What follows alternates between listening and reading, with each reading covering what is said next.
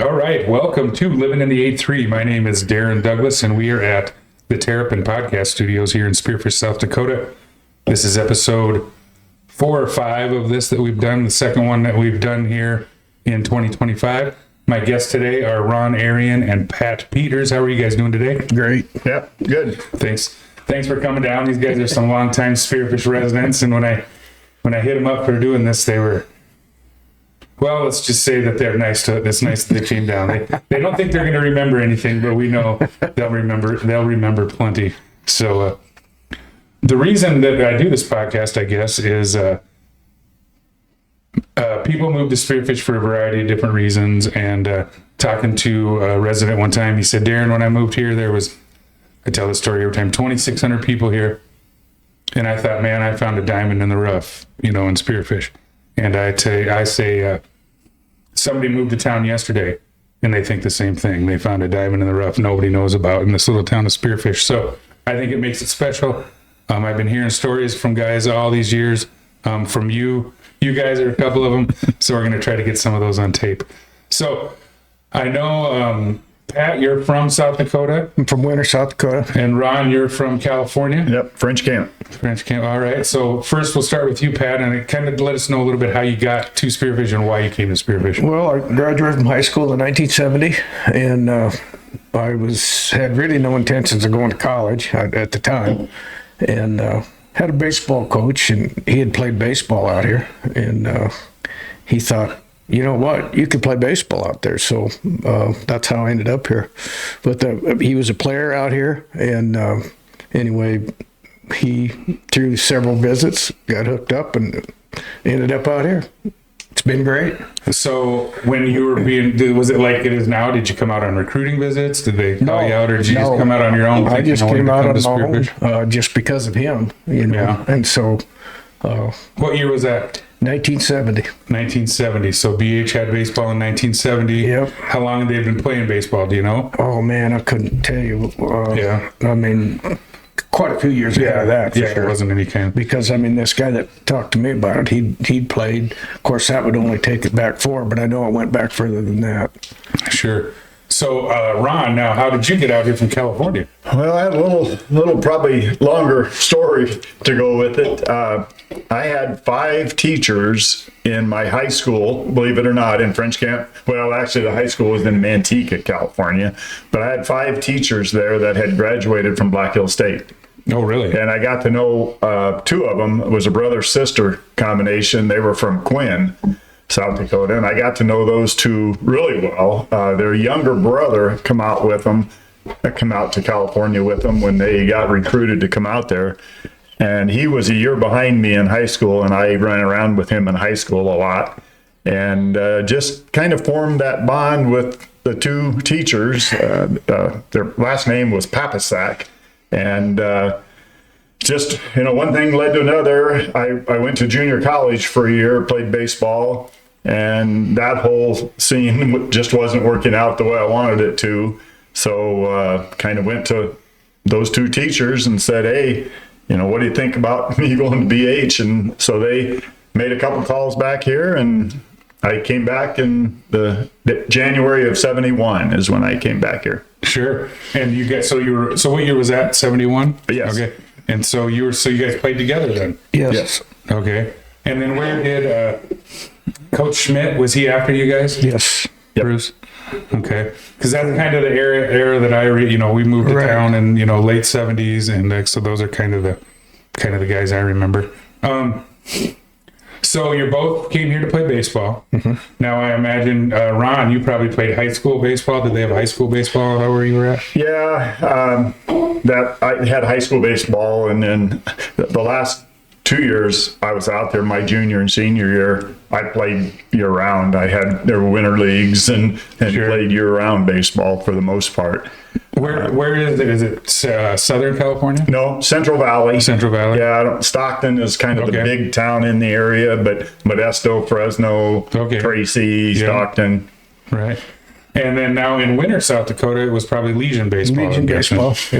Yep. And you played all summer long? Played in Leahy Bowl down in Winter, South Dakota. Played what would you call it? Leahy Bowl. Leahy. Frank Oh, Leahy. yeah. He was the big famous coach from Notre Dame. And, Yeah, I heard he there's Notre used to Dame live, fan somewhere. and he used to live in Winter. Yeah. So went to high school there, in fact, till his senior year, and then he moved. Okay. So So did you grow up on a farm? no, grew up in town. My In dad town? worked in a bank in Clome for a while, and then we moved to Winter. Okay. And so just things progressed from there. All right. Did you play, what other sports did you play in high school? Oh, played a little football. Yeah. Probably should have wrestled, but didn't do that. But wrestling was just kind of getting going when I was in high school. I think it was kind of a new sport at the time, or I probably would have done that. Yeah. Football and baseball is about all I ever really did. And then you, what was your, do you have any, what was some of the jobs you had growing up? In Well, Winter? I worked for the state. Matter of fact, that's would have been the reason I just about didn't come to college. I thought, well, I'll just graduate and go to work for the state because I had a job there. Yeah. I'm glad it turned out the way it did. I'm glad it came. So Yeah. Well, Spearfish is glad you came too. well, I don't know about that. So how about you, Ron? Did you play any other sports? Yeah, I played football. And again, because of the overlaps in the seasons, we really, once I got to my junior year, we didn't have a winter sport. We kind of went from football right into baseball.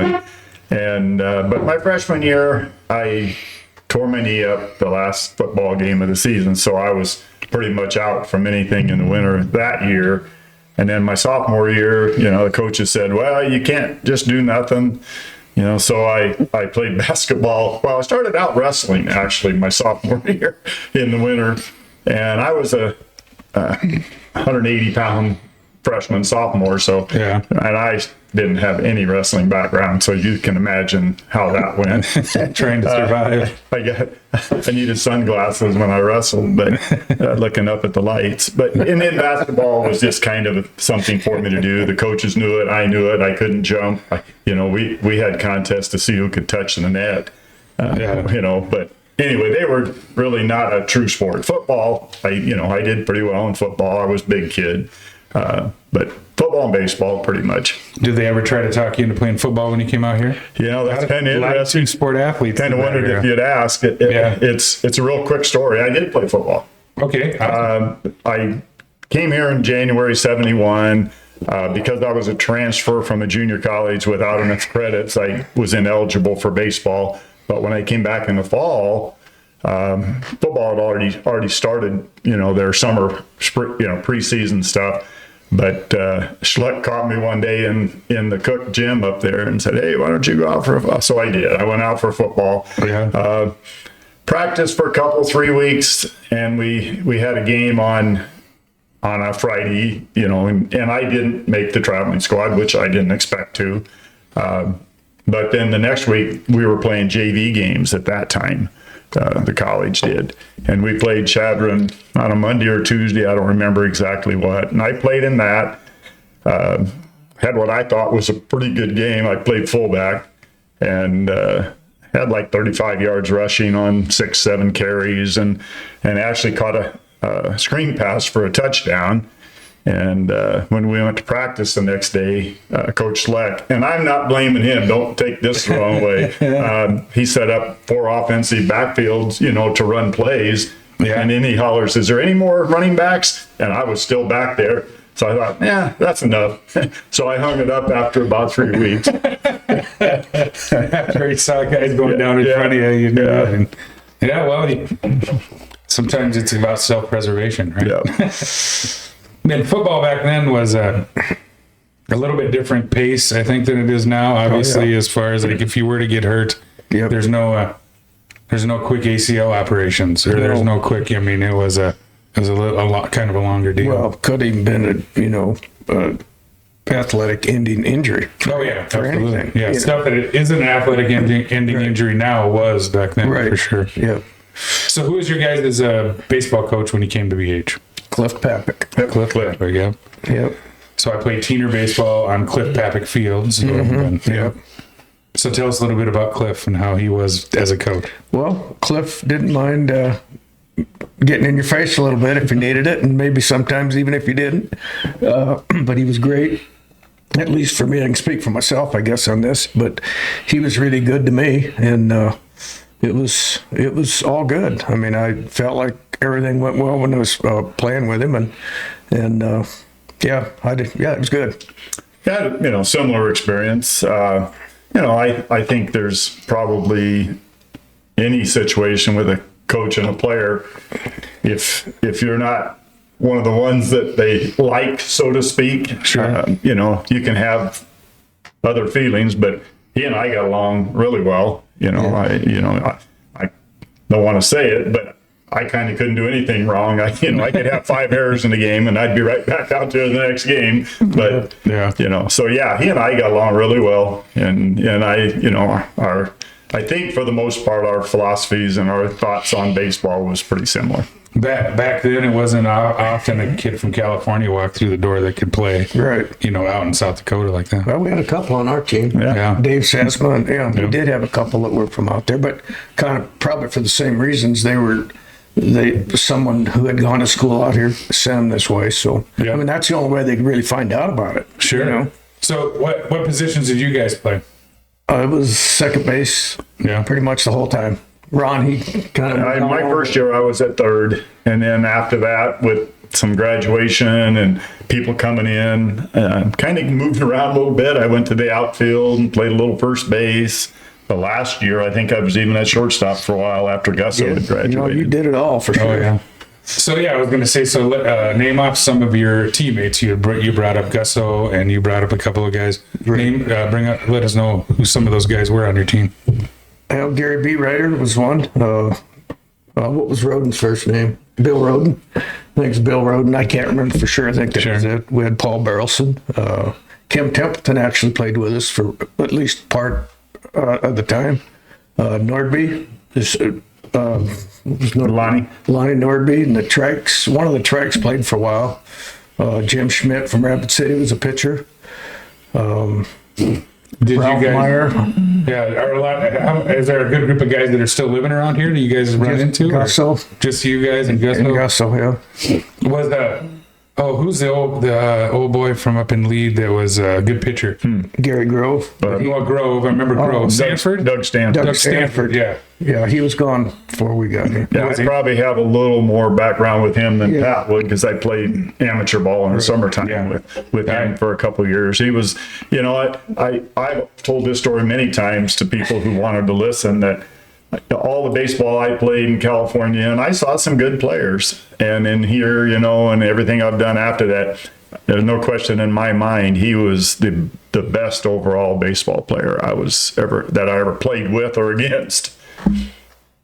Yeah, he was. Oh, got to turn my mic on. Yeah, I heard lots of stories about how well a pitcher he was, throwing back-to-back double headers, things, all that kind of fun Pitch stuff. all day long. Yeah, pitch all day long. They don't let him do that. And then hit the home run to beat you. Do that anymore. That's for sure.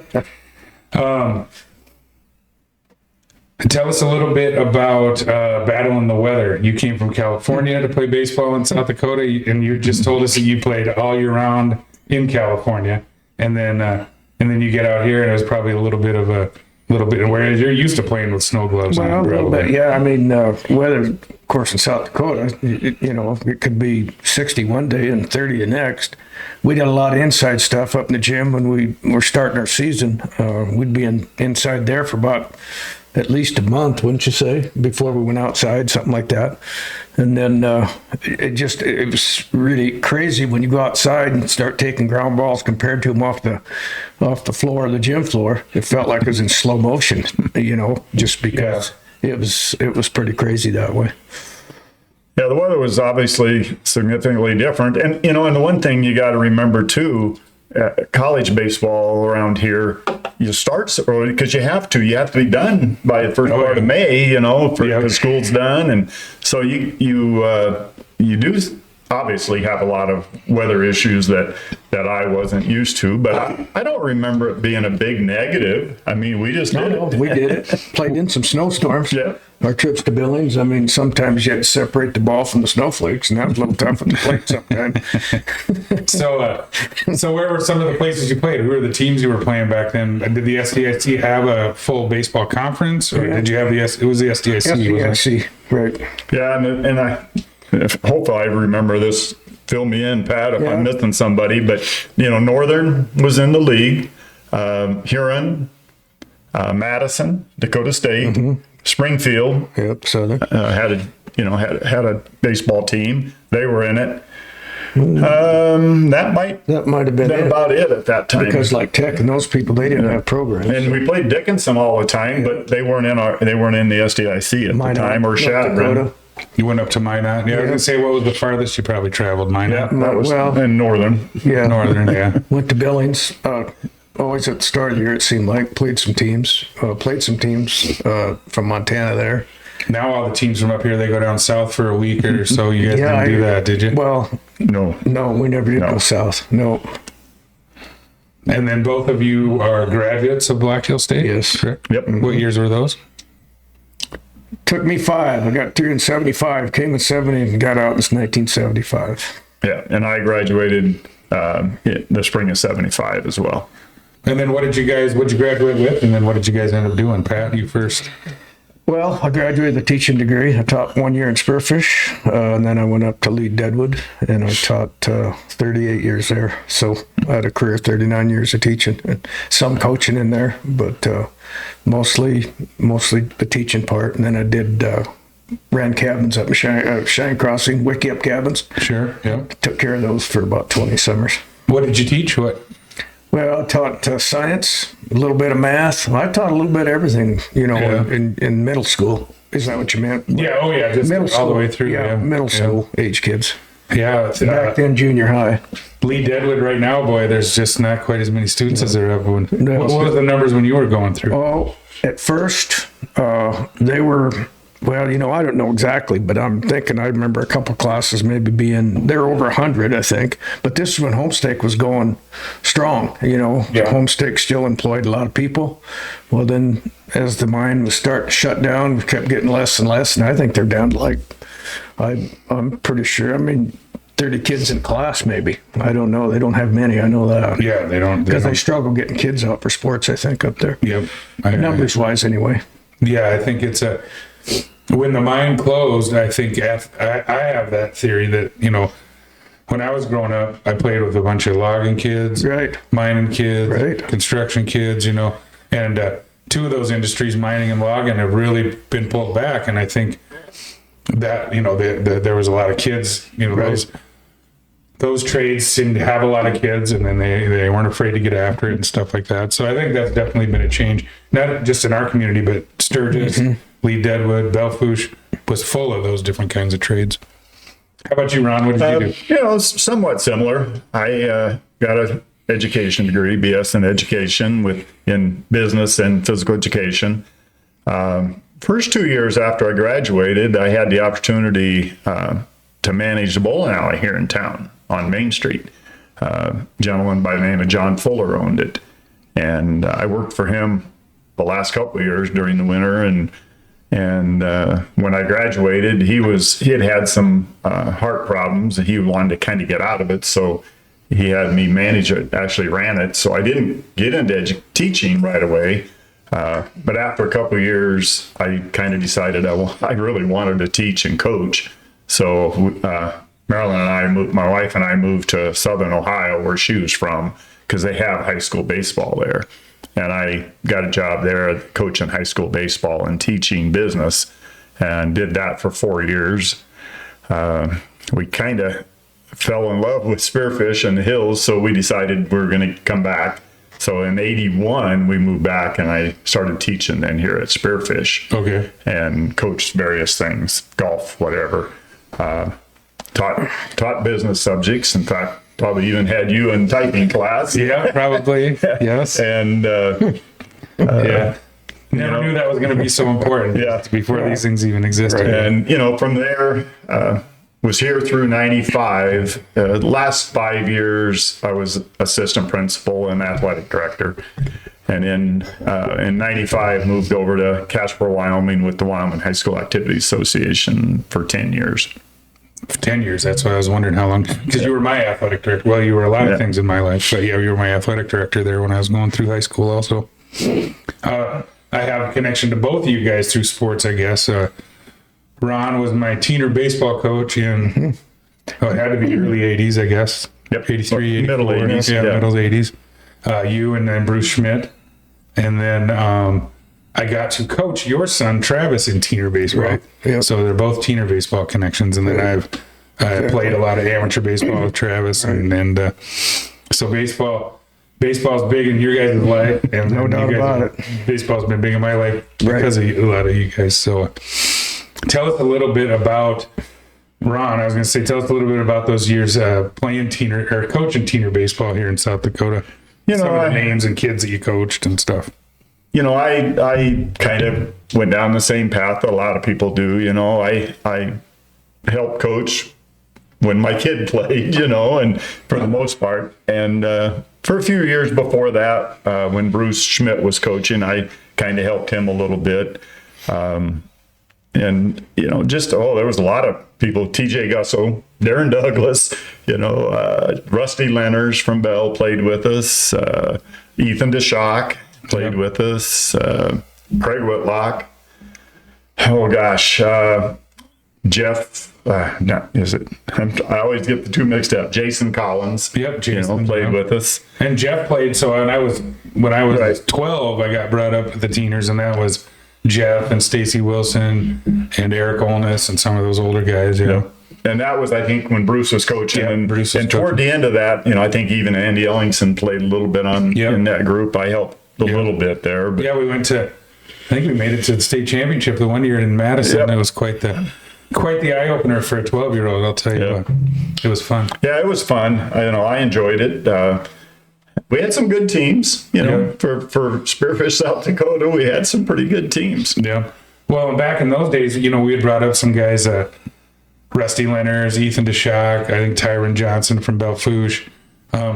When I got to Legion baseball, it even got more. We had guys from Lee Deadwood, Sturgis, Spearfish, Belfouche. Northern Hills. Yep, Northern Hills. Yeah. And now everybody has their own programs. But back then, we all kind of came together to try to have one good, solid one. Mm-hmm. And I see both sides of that. It's nice to have one for your town because I was also involved in coaching the Legion program here in town.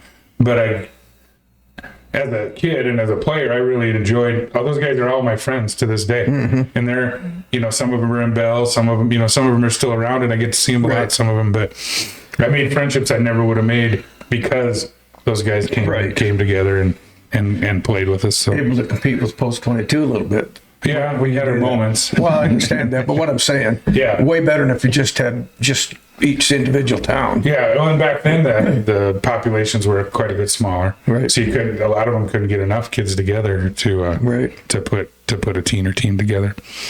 All right. So teener baseball, did you coach anything basketball or anything in the high school? I coached ninth grade basketball for several years. Yeah. Yeah. And you said you coached a little bit of stuff here and there. I coached up in Lee Deadwood for, I suppose, the first 15 years of my teaching. I'd have to go back and look. Sure. I can't remember. But I did help Pete Wilson with the Legion program down here in 2006. Yeah. So we got a couple years of that in. But, so. All right. So now let's transition out of that into what you guys were talking about a little bit earlier. How you doing on your beer? I'm good. I'll get you one. I'm going to ask a question, and then you guys talk, and I'll go get one. All right. Softball. The softball field's up there. I used to work for probably a nickel an hour for you picking rocks out of that thing. I think you ran it several summers. Yep. And all three of us spent a lot of time up there. As a youth, I went every weekend. I was bat boying for somebody or getting in your hair or something. Chasing foul balls or home run balls. So tell us a little bit about the softball program back in the 70s and some of the teams you had, and then I'll be right back here. Okay. I'll maybe start it off here, just a little background, because I know that... turned that off. No, I think we're good. No, we're good. Go. It started in kind of 1973 was about the start of the Spearfish Softball League. Randy Duncan, who probably most everybody knows, kind of got that whole thing started. He was the Spearfish City Rec director at the time, and I think he and Chuck Whitlock thought there should be a softball league, and so probably without those two getting it started, there wouldn't have been, at that time, there wouldn't have been softball, but that was kind of the start of it. Was around 1973. The field they played on was up at the sawmill. There were 4 fields up there along the softball field, or along the sawmill entrance, I think it's, what is that, University Street there, along there, that's where the softball fields were, and then it kind of just progressed into, developed a little more going over the years, and then the complex, got put together, but that's kind of my recollection of the start of it all. Yeah. We were in college at that time. Exactly. Were you playing baseball on Cliff Papik? Yes. Yeah. Yes. And then the softball fields were up. Yeah, they were on the other side of the entrance, across the road from the entrance to Pope. Is that right? For the first year. Yeah. Then they moved down to where the baseball fields and the soccer field is now. Currently, the teener not the teener baseball field, but the little league fields and the soccer. That's where it was like in '74, I think. Oh, really? Yeah. Okay. So you guys played on the CJ Hurley team. Yes, we did. Tell us a little bit about that. There, it was mostly the BH baseball team. We had a lot of BH players. Greg DeVille and Gusso and Ron and I, and then of course Chuck Whitlock and Jim were they were the ones that really were responsible, or at least Chuck, and probably Jim some too, for really getting it going and getting it together. Ron can tell you more about that because he just talked to Chuck about that today. Oh yeah. Well, I'm hoping to have Chuck on here one of these days too. Yeah, right. Kind of a next up in line here. I'll take all his thunder then. But we did. I thought maybe it might come up today, so he and I this morning at coffee kind of went over some of the stuff, and some of the other players that. It was Paul Hicino, Daryl Hardcastle. Hardcastle, that's the name I heard a lot as a kid. Yeah, he was a baller. And Daryl and Daryl Hardcastle and Paul Hicino went to the same high school that I did in California. Oh, really? So they were a few years behind me, 2 or 3 years behind me. So they came out kind of after I didn't play with them here at BH or anything, but. Yeah, they went to the same high school. I knew the families. I knew Paul's older brother better than I knew Paul because he was my age. But so they played with us. That was through the 70s. Yeah. Tim Creel. We had a really good team. Yeah. I used to hear that that Chuck's throwing no hitters and slow pitch softball and all that kind of fun stuff. So I don't know if they're true, but it turned from a no hitter to a perfect game about 10 years. No, yeah, exactly. Really. There was a period of time there in slow pitch softball where they went unlimited arc. There was no upper limit. Oh, and Chuck got to the point where he could drop it straight down on you. And at that time, if you could get that ball up there a ways, it was hard to hit. I mean, it wasn't easy to hit. And then they brought it down to a limit, on the height. But did you did you play with 4 outfielders or 5 infielders? When we started, we played 4 outfielders, but had a rover kind of, until we got to the better teams, the higher class of softball, and then you couldn't do that because they could all just hit it like that. Yeah. That was softball was a big thing for me growing up in Spearfish. Obviously, as a little kid going through there. Right. I did some umping. I played on some pretty decent teams. Had a lot of fun at those softball fields. But now they moved out of town here, and that's quite a facility they have out there too. Well, we tried to play baseball, quite a bit after we graduated, but it was difficult. Every game we had travel Rapid City all the time, it seemed, and so that got to be a little wearing, and everybody was working and all that sort of thing. And so I think that's the reason we all kind of drifted off toward the softball thing, because everything was right in town, and it was all good that way. Well, one of the, just real quick on the softball, because when you think of slow pitch softball, all you think of is hitting home runs and how many runs And we were kind of a unique team, I think, in that respect. We fielded the ball really well. Our infield, Pat playing second base, I can't count the number of double plays we had. And you think how that helps in a slow pitch softball game, how many double plays you get. And with Hayashino and Pat, that combination, man, there was a ton of double plays that most teams didn't get. Yeah. If you in softball, you got to take care of that front guy. You got to keep shutting him down.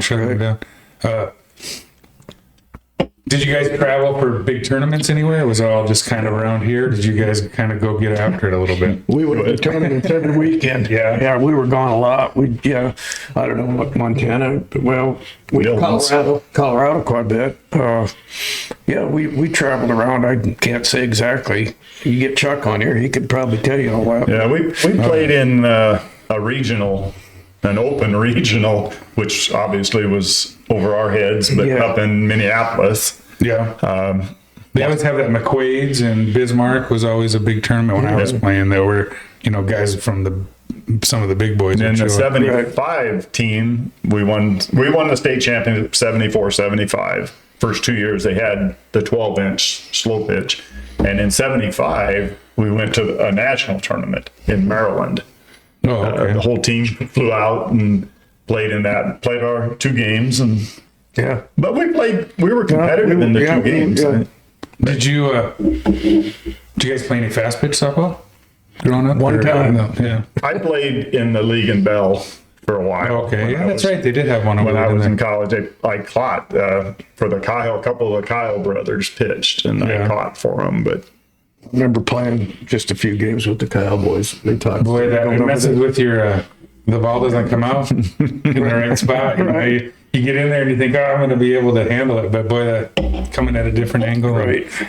And they get after it. All right. So next thing up here, is a little thing we like to do called "Do You Remember?" And so I have what you're seeing here on the TV is what the folks are going to see at home. And so I'm going to transition over to that real quick here. All right. So what we've got going here, this is newspapers.com. I'm going to put your name in here for Spearfish, South Dakota, and we see what comes up while you guys are in the paper. Let's hope it's all good. Right? Let's hope it's all good. You can edit it. Yeah, we'll edit out. We'll edit out any incriminating evidence. So this one right here. What do you suppose you were in there for on March 21st, 1979, Pat? I know. This is something I didn't know about you. Yeah. You bowled 1828 and won the all events deal at the Nemo Misfits bowling tournament. I did. You were a bowler, huh? How long did you do that? I didn't know either. I learned that about both of you guys. Same with the Lucky Strike deal. I wasn't a bowler. Ron was a bowler. But no, I think I bowled a few years. Everybody must have got some of our really drunk guys and got together and we bowled down at Lucky Strike Lane. Yeah. Yeah. So that was, and then you're down here at the bottom on your bow hunting league. They had a bow hunting league in 1979 out here, huh? Yeah. What kind of bows were you using then? That was kind of right at the very start of the very first compound bows. Yeah. The Jennings compound bow was the first one that ever come out, and just I actually still have that. Yeah, I was just talking to Randy Coughlin, right? Yeah. And he was talking about, back when I started hunting Pat Peters and these old boys would help me out with. Yeah. And then I saw this come up and I was like, heck yeah. Yeah. I knew you were a big hunter. Yeah, it was underneath the Spearfish Sporting Goods, which I think was next to the bowling alley. Yep. Right next door to the bowling alley down in the basement. Sure. Conrad and Cooper was a really huge part of that too. Yeah. And that was the year that I taught here, and that's kind of who got me really going on the bow hunt. Yeah. That's neat. I know you're a big hunter. I tell a story a lot of times in college. Me and my buddies, believe it or not, I used to ride a mountain bike around a little bit.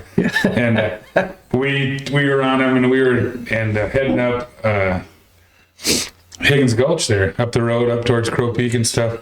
And we stopped and off the side of the road, and we were kind of drinking some water and stuff. And all of a sudden, we hear something in the woods. Turn around and look. Here comes Pat.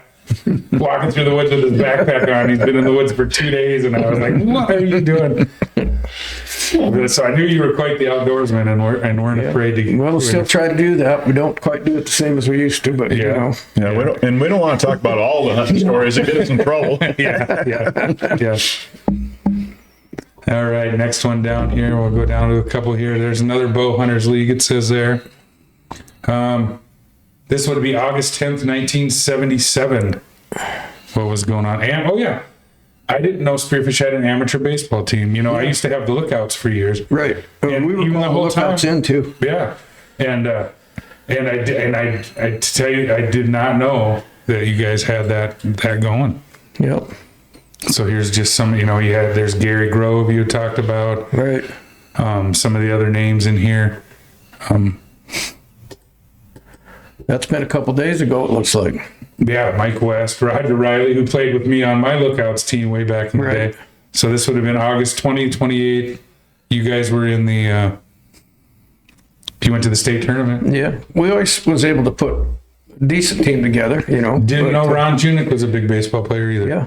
You know, I played with his son and stuff, but I didn't realize that he was managing the team. Yeah. And if I'd have known that, I would have hit him up for sure for money when I had mine, I guess. Right. But no, that's awesome.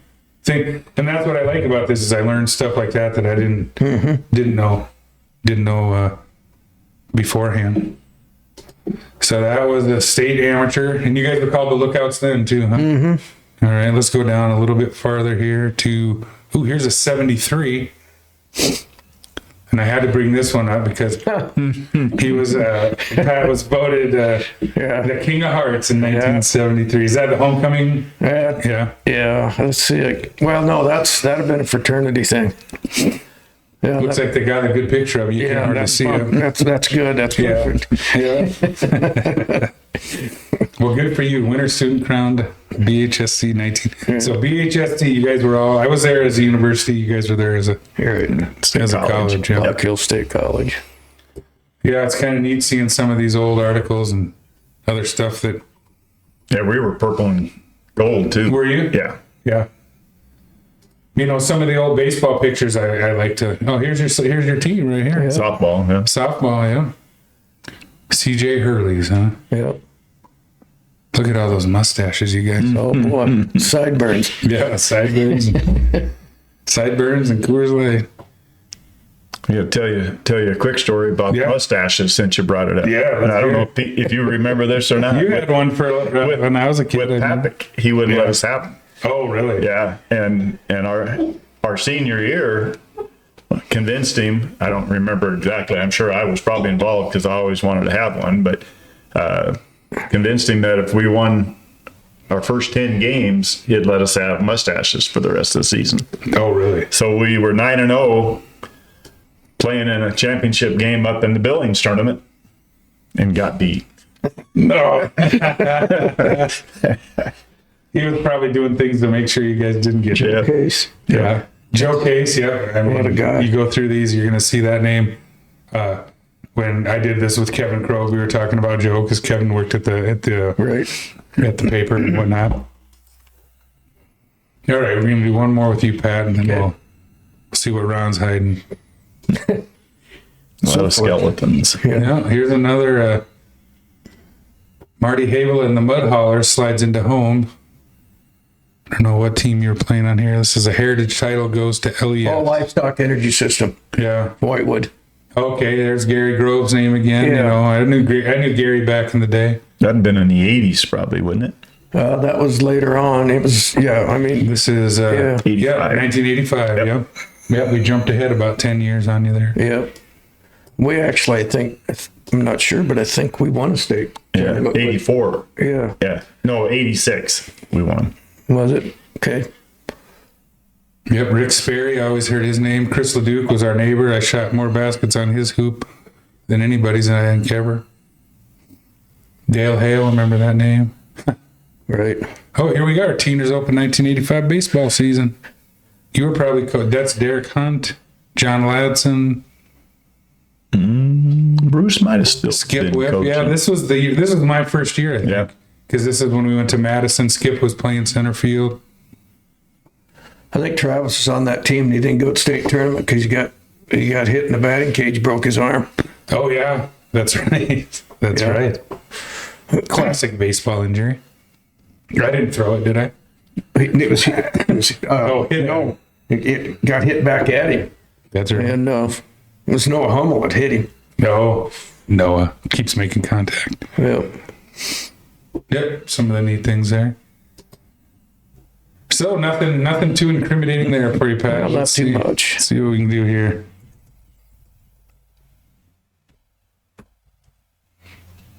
As long as you didn't show up in the obituary, I'm just.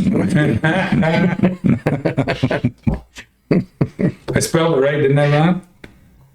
Yep. E-R-I-O-N. All right, let's see what your first one is. This is 1988. This pulls you up. Yeah, ninth Oh, grade. you were coaching ninth grade? Yep. There's your Yeah, flash. so this would have been, oh, there's Craig, and okay. Dan Hartman, big. So this is the year younger than me. So this must have been your first year. Because the year before, I hadn't played freshman, and Bruce was our head coach. Okay. Yeah. And then he must have moved, because then, he must have moved up Yeah. or something like that. He moved to girls head coach at That- some point in there. Yeah. And they were at the same time. So, Yeah. yeah. Because the reason I remember that is, No, they weren't at the same time. They were different. Go ahead. they were I'm different. sorry. Yeah. Bruce was my teener baseball coach, and I tried out for the basketball team 7th and 8th grade, didn't make it.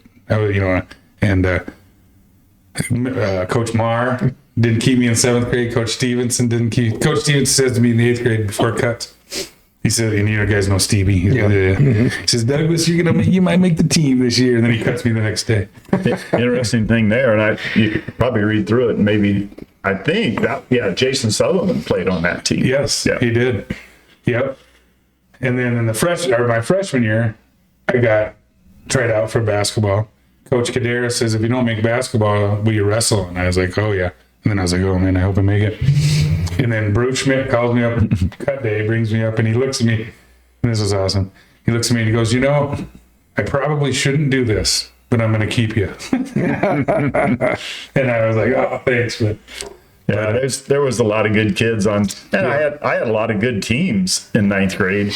Didn't have a lot to do with my coaching, but we just had a lot of good players at that time. Yep, and I think Sutherland came up through. I think he played with you guys a little bit, and then he played with us as sophomores. Yeah, the same year. he was an 8th grader that Yep. year. Yeah, That was and Tim Gutho was our JV coach. We didn't have sophomores; it was JV.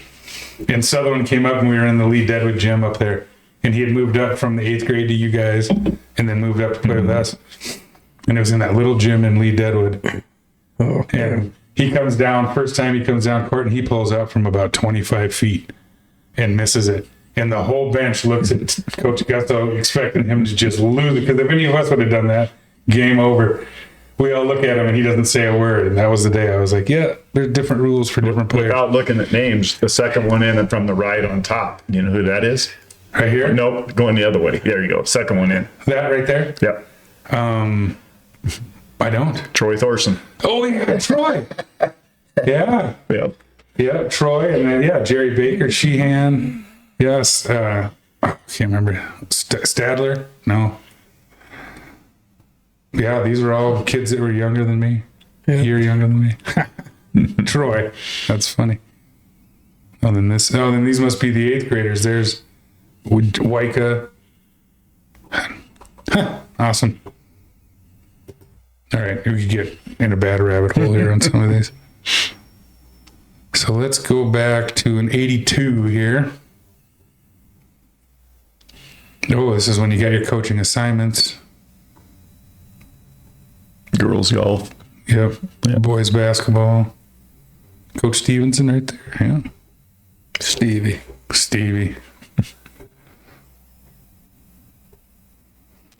I hope you had a meeting at 9 a.m. Friday for golf at the country club. So what kind of golfer are you? Better coach than a player? Yeah, same as I was in basketball, kind of. Yeah. I was the driver. Yeah. And when I was coaching, because I coached in the fall for boys and the spring for girls golf, and coached for 8-9 years. yeah, I got to where I could get around the course, without embarrassing myself too much. But since then, I haven't played much, and I would embarrass myself. Oh, and here's the article. Yep, there you are. Look at you. Look at that Article about you being down at the bowling alley. I didn't realize you were a bowler until I was reading this the other day, getting ready for this. So what was that like? Lucky Strike was right down here on Main Street, wasn't it? Yep, kind of right where, or next to where the health food store is, I think, kind of right in there. I don't remember exactly which building for sure now, thinking about it. But yeah, I bowled all my life. I started bowling when I was like 10, 11 years old out in California, and just always enjoyed it. I never, I bowled in the league a couple of years, a while back here, but I remember I told my dad, I was talking to him on the phone, I said, hey, I just signed up for a bowling league. And my dad said, man, I did that once. It was the longest 3 years of my life. He said it went forever from he said, I could only do it 1 year because I drank too much beer when I did it. I still bowl. I bowl on Monday nights. Our team, Dwayne Tordoff, Coach Tordoff. No way. And I and John Schleckaway. Oh. We all bowled last night. Yeah. We don't bowl very good, but. Yeah, that's my joke always. I said my bowling game and my golf game are about the same 100, and it's not good. And it's not good in For either one. Yeah, yeah. And I imagine you were bending it. You weren't throwing it. I still try, but it doesn't bend as much as it used to. What do you think of all the two-handed bowlers these days? Yeah, it's there, you know. And do you remember Dave Jensen, from high school here? He was in my grade. Dave Jensen. Huh. But he has a son that's a pretty good bowler, and he does the two-handed one. It's pretty. Yeah, there's several in our league, that are pretty good because of that. But yeah. Oh, here they're talking about low teacher turnover in Spearfish schools. What school is this? This must be at the old one up here, huh? Public schools. Yeah, probably. You got a master's degree from Xavier? Yep. Yeah, all right. Did you get that when you guys moved back out there? Yeah. The 4 years. When I was teaching there 4 years, and it was pretty common, the school district would pay for your advanced degree. Yeah. So I took advantage of that. Yeah. How did you like? I knew you and Andy, your son, are big Reds fans. So yeah, and that was where I pretty much where I taught was about 80 miles from Cincinnati.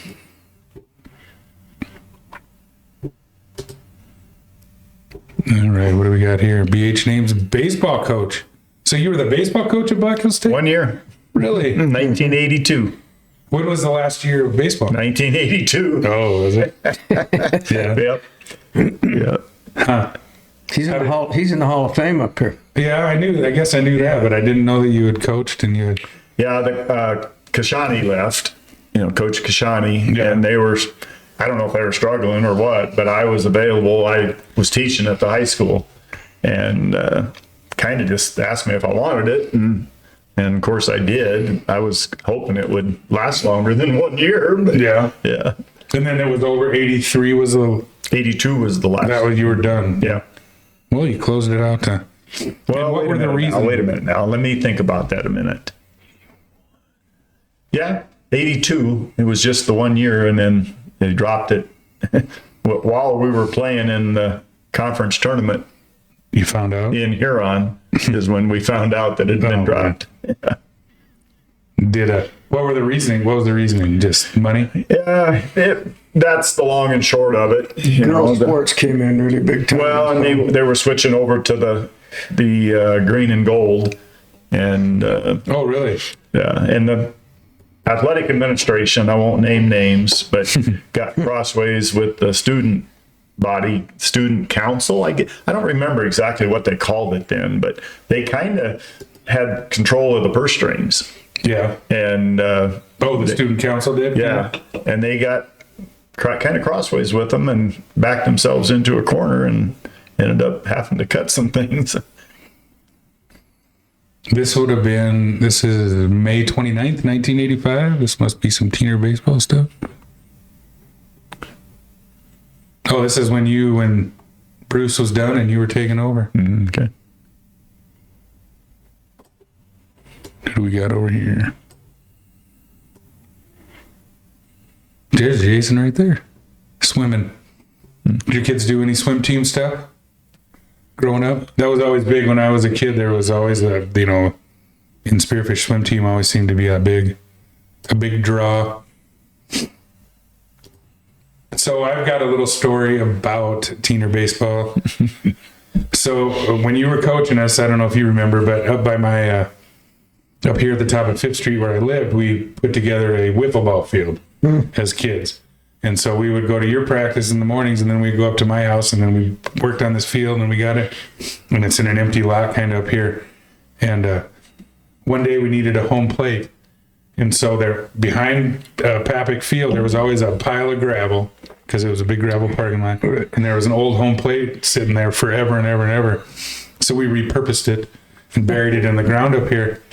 And now, as an older gentleman, I kind of realized that one probably is the original home plate for Papik Field. Because I can't imagine they changed that thing out too many times. Oh, no. Right. And I know exactly where it's at, so I'm going to go dig it up one of these days, and it's going to be in the Joy Center. Sure. But I remember we had a bad couple of games, and you were hot, and you were mad because we were playing that wiffle ball, screwing you guys up. You said you're probably right too. Those were fun times, though. Fun times. Oh, here's some more golf coaching stuff. Who was BH ring? Oh, there's a Jeff England sighting.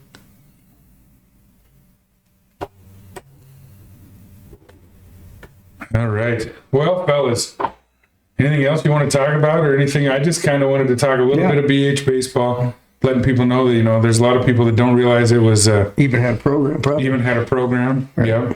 Hey, there you go. What's up? A lot of good players that went through Black Hills baseball. Yeah. A lot of them was quite a while ago, but all Americans. In that book I just gave, you'll see quite a few in there. Yeah, I remember just a little bit of it. It wasn't. It was more of a remembering all you guys playing softball and running around up there, and then obviously I got to play baseball with Andy and coach your son, and play a lot of amateur baseball with your son. And now you got grandkids? Yeah. Yeah. They're baseball players. Yeah. Yeah. They're young yet, but yeah. And your son, Travis, is out east in... Travis is Del Rapids, South Dakota. Yeah. And I think he's, of course, he's coaching his kids. And then he's, I guess, going to coach the town team now, too. The amateur team. I'm thinking that's... the Mudcats? I'm here in the Mudcats. So well, if he's going to coach, he's going to be playing another band. That guy can't retire. He'd love to play that. Yeah, I don't... Of course, there's an age limit on that, at some point. But yeah. I think you played a little bit with us in the Lookouts, didn't you? Try it a couple times, yeah. But I even played a game or two when I was 50 in softball, Yeah. Well, South Dakota... I wouldn't recommend it, but yeah. Traditionally, South Dakota has a very good 50 and over amateur baseball program or team every year. Where my folks live out in Arizona, their community, they have their own softball team. Sure. And they travel. They have a really nice softball field. I can still leave the yard. That's what I told my dad. I said, I can still leave it here. But they, all of them have the, and my dad says, well, I think that softball and pickleball are a scheme for the ambulance companies because they're out here every day picking somebody up off of those fields. Physical therapists do well there too, I'm sure. Yeah, exactly. And your son Andy, is he back up in Canada, or where's he? He's on his way there. I mean, he's in Helena still until they get their house sold and a couple other things that has to get done. But then they're headed to British Columbia. Okay, nice. Are they? Are you still doing the track stuff? Yeah, track timing. Yeah, in fact, I have a meet this Saturday down in Chadron, indoor meet. Are you, well, Andy's not around, so he's probably not helping you. Is solo, or do you have somebody? No, have a guy, Carl Pfefferly. I don't know if you've run across. Yeah. He's a former BH athlete, track, and he's a retired school teacher, coach, and he lives here in town. And he and I have been doing it now since Andy left 9 years ago. But yeah, it's been that long since. Oh, really? Time flies.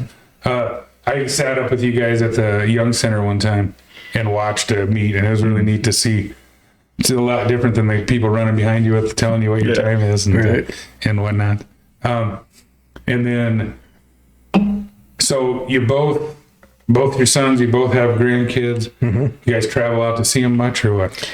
Yeah, actually, my wife is with my youngest boy's grandkids right now, Tyler. He has we have a grandson and a granddaughter there, and then Travis has 3 boys. Yeah. And my daughter has 3 girls. So it keeps us running a little bit. You got your passport ready to go visit? We do, actually. We do. Yeah, and, and Andy has 2. He has a son who's 18 and a daughter who's a sophomore in high school district. 18? Yeah.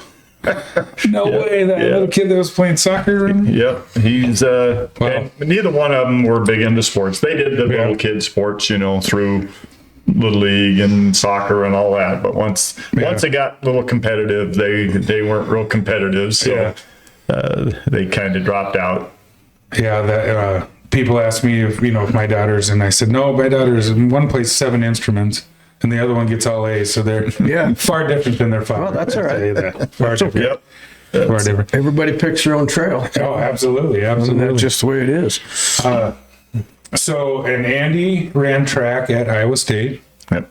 And did you make it to many of those meets? Yeah, we went to as many as we could, and that was most of them. And they're mostly indoor meets that we went to. We didn't, went to one outdoor meet in Arizona, and that was about the only outdoor meet I think we actually saw him compete at. Yeah, it's a different world when you get to that level, that's for sure.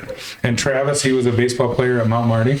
Yes, he was, and then of course played in Yankton. He's been in on about, I don't know how many state championship teams he's been on, but he's been on a few. Oh yeah. He played in Yankton, and I know they won it there at least once. I think once, and then Del Rapids, the Mudcats, maybe a couple times. Yeah. So he's awesome. Yeah, he's been in on a few of them. Well, good. Well, I really appreciate you guys coming in, and I'll get this thing kind of put together and get it out and let you know when it's going to come out. And hopefully, like I said, we didn't bring anything up on the TV that's going to get you guys in any kind of trouble. So that's good. And I'll let you know what kind of feedback I get. But thanks a lot. And I would love to maybe have like a big BH baseball, everybody sitting around this table sometime and talking about some different stories. And there's Gusso and Ron and I and anybody else around here. Trying to think who else might. Well, you get Chuck be involved, or softball, baseball, Hurley's, that era of late 70s to the mid 80s was mid 70s to mid 80s was King and His Court came through. Were you guys involved in that? Yeah. I brought that came up on some of the research I was doing. I remember that night vividly being there. Did you guys play them? Yeah. Yep. Yeah, how'd that go? I heard you were about the only one that could touch them. We were a little more serious than they were about trying to win, I think. But and they were a little bit mad about that. Yeah, that's another thing I heard. He got a little. That guy didn't drive all the way here for you guys to beat his ass, right? Yeah. Yeah, that's awesome. Well, when you put the glove, and the shoes on, and you go play, game on. Yeah, roll the ball out. We're gonna get after it. That's how it works. Yeah, we were pretty competitive, probably too competitive at times. Yeah, well, like you said, you were pretty much your college baseball team. Yeah. So, nothing wrong with that. Nothing wrong with that. All right, fellas, thanks a lot. Thanks. Cheers, and we'll do it again sometime.